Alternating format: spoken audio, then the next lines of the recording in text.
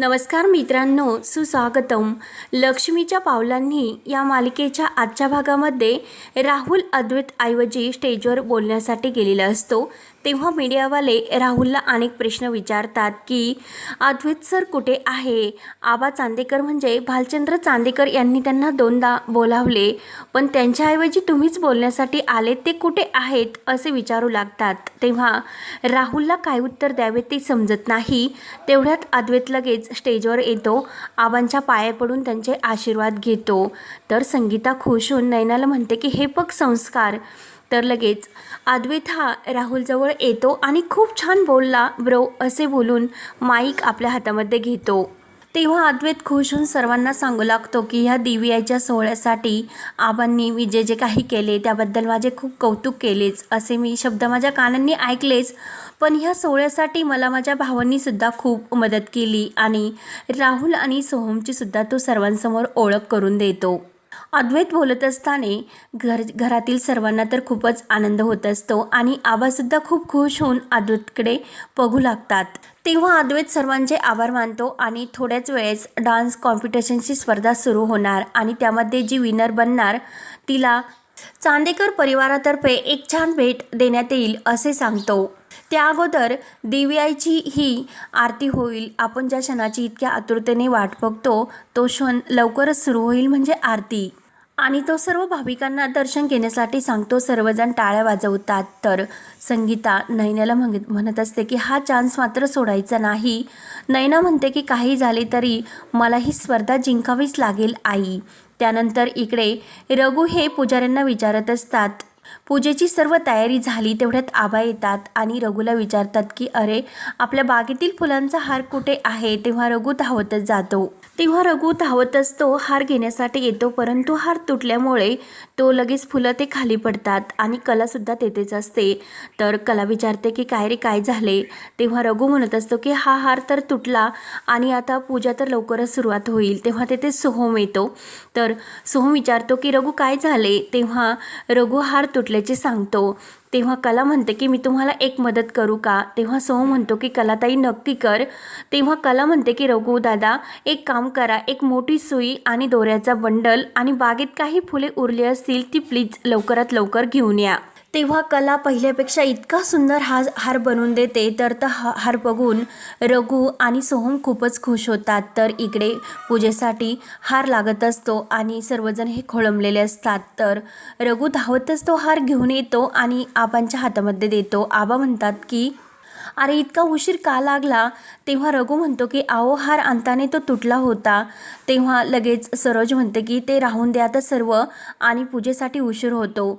तेव्हा आबा तो हार अद्वैतच्या हातामध्ये देतात. अद्वैत तो हार हा आपल्या हातामध्ये घेऊन हाराकडेच बघत असतो. तर आबा खुश होऊन म्हणतात की खरंच खूप सुंदर हार आहे आणि ज्याने कोणी बनवला असेल तर त्याला खूप आशीर्वाद मिळतील, कारण आपल्या पहिल्या हारापेक्षा खरंच खूप सुंदर आणि आपल्या बागेतल्या फुलांना इतकं छान चाफ्याप्रमाणे सजवले आणि खरंच त्या माणसाला खूप आशीर्वाद मिळतील असे खुश होऊन आबा त्या हार बनवणाऱ्याचे कौतुक करत असतात, म्हणजे कलाचे. तर अद्वैत हा स्टेजवर येतो आणि त्या मूर्तीला हार घालतो. शेवटी कलाच्याच हातचा हार दिव्याला मिळालेला असतो. तेव्हा आरतीला सुरुवात होते. सर्वजण मनोभावाने आरती करत असतात. तर संगीता ही दिव्याला खुणावून म्हणत असते, म्हणजे आशीर्वाद मागत असते की अद्वैत आणि नयनाची जोडी खरंच लवकर चांगली जमू दे.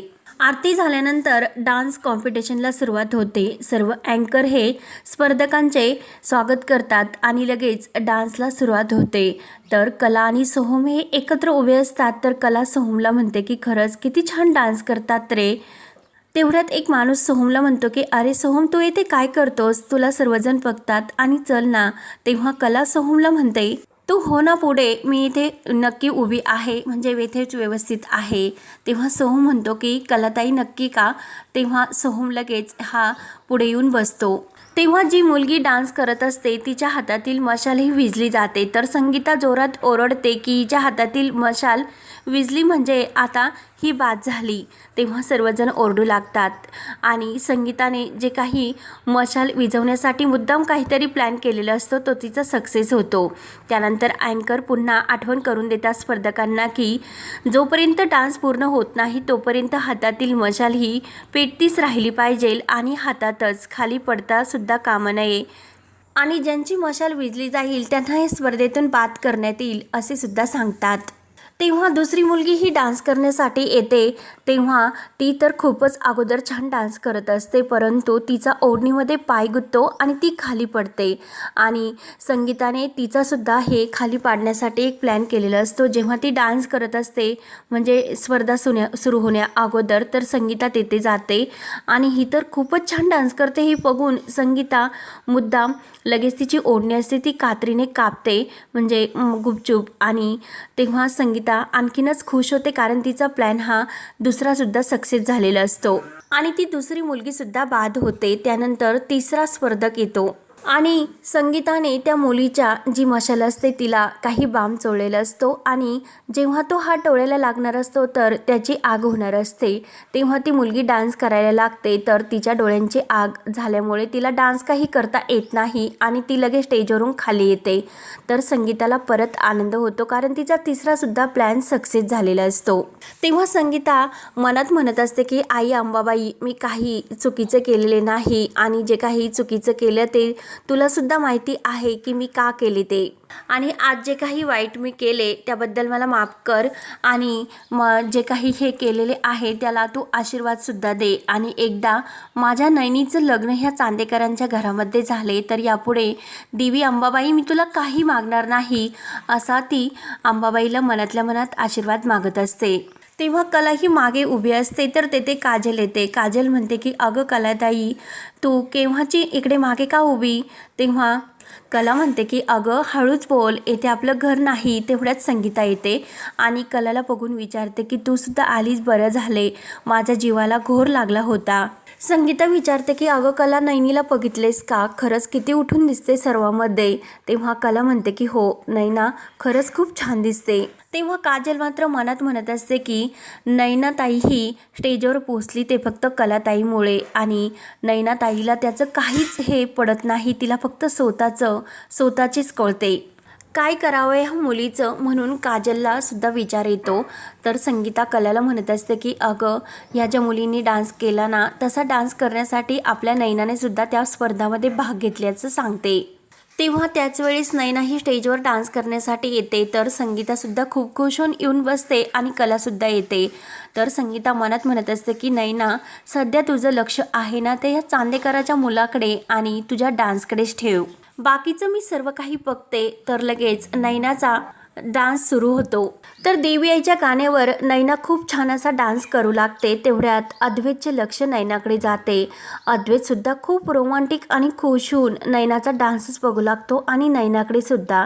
त्याच वेळेस नैनाच्या जी मशाल असते त्यातून एक विस्तवाचा निखारा हा बाहेर पडतो आणि कलाचे तर त्याच्याकडे लक्ष जाते आणि नैनाचा त्यावर पाय पडणार तर कला धावतच येते आणि लगेच त्या विस्तवावर आपला हात ठेवते आणि नैनाला बाजूला लोटते. तर नैना बाजूला पडणार तोच अद्वैत धावत येतो आणि नैनाला आपल्या मिठीमध्ये झेलतो. तेव्हा नैनाच्या पायाला थोडेसे हे लागलेले असते. तेव्हा नैना आई ग असे ओरडते. तर लगेच अद्वैत रागाने कलाकडे बघतो आणि कलाला बघून विचारतो की तू इथे काय करतेस. सर्वजण हे धक्क्यानेच सर्व झालेला प्रकार बघत असतात. तेव्हा अद्वैत म्हणतो की तुला इथे येण्याची परमिशन कोणी दिली. तेव्हा कला लगेच म्हणते की मी फक्त तो कोळसा.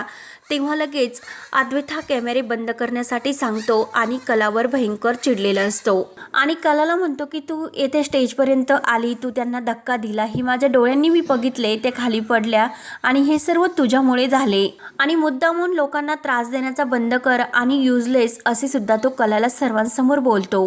कला म्हणत असते की 1 मिनिट सर्वजण बघतात मी जे काही सांगते ते ऐकून घे.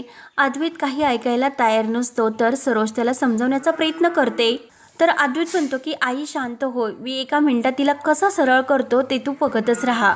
राहुल आणि रोहिणी हा तमाशा झालाय म्हणून खूप खुश होत असतात. तर अद्वैत म्हणतो की हे माझं घर आहे आणि सगळे बघतात म्हणजे काय, आणि जरा थोडी गोष्टीची तुला लाज असती तर तू येथे आलीच नसती.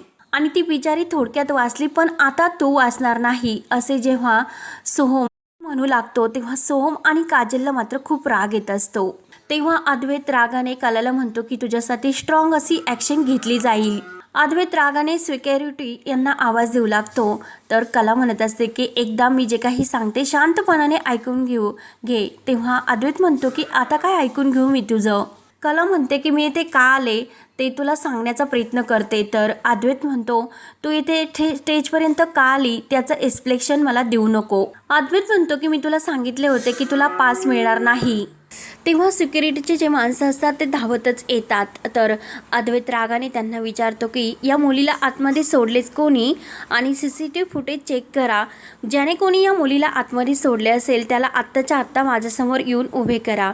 तर सोहम धावतच हा अद्वैत समोर येतो आणि दादा 1 मिनिट, आणि सोहम हा त्या सिक्युरिटी माणसांना जायला सांगतो आणि अद्वैतला म्हणत असतो की दादा मीच हिला इथे बोलावले कारण तिनेच आपल्याला इतक्या मोठ्या संकटातून बाहेर काढले. मग आपण तिला देवीचं दर्शन तर देऊ शकतो म्हणून मी तिला येथे बोलावले. तेव्हा संगीता मनात खुश होते आणि हा मुलगा आपल्या कलाला ओळखतो असे तिला समजते. तेव्हा अद्वैत सोहमला म्हणतो की तू तिला आतमध्ये घेऊन आलास, तू बघितले ना तिने काय केले ते. तिने यांना धक्का दिला, ह्या पडल्या असत्या, यांचा अपघात झाला असता असे नयनाकडे बोट करून दाखवतो. तेव्हा काजल रागाने संगीताजवळ येते आणि हा बेनं काही वेगळंच बडबडतोय कारण कलाताई होती म्हणून हाच अपघात होता होता वाचला, आणि आपल्या शर्टच्या बाह्या मागे घेत याचा आता मी सर्वांसमोर लचकीच तोडते असे बोलून धावतच जायला निघते. तर संगीता तिला अडवते.